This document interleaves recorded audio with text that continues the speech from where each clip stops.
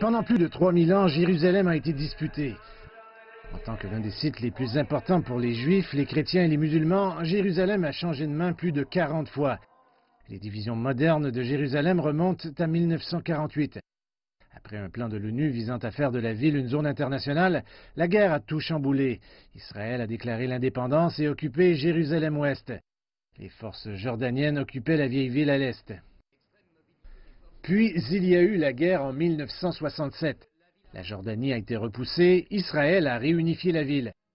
La communauté internationale n'a pas depuis lors reconnu Jérusalem comme la capitale d'Israël et Jérusalem-Est est considérée comme territoire occupé. Israël et les Palestiniens ont tous deux convenu depuis des décennies que le statut final de Jérusalem doit être déterminé dans un accord de paix final entre Israël et la Palestine. Mais dans la ville même, la guerre n'a jamais vraiment pris fin. Les tensions couvent sur l'accès aux sites religieux. Le meilleur exemple, la mosquée Al-Aqsa, le troisième site le plus sacré de l'islam.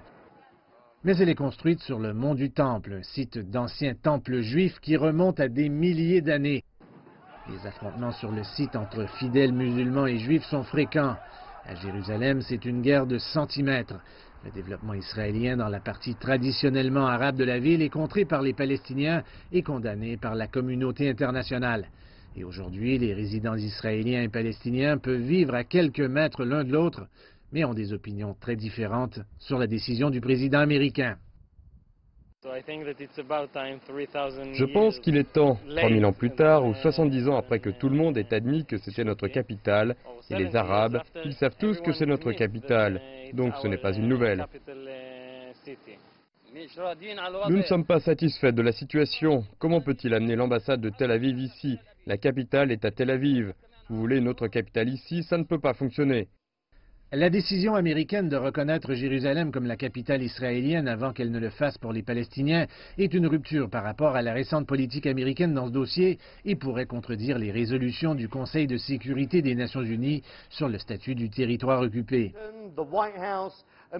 Ici, dans la capitale des États-Unis, aucun bâtiment, y compris la Maison-Blanche, n'a plus de 300 ans.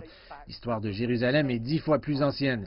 Cette décision de reconnaître la ville comme capitale d'un État juif aura forcément des répercussions qui se répercuteront sur Jérusalem, la région et le monde.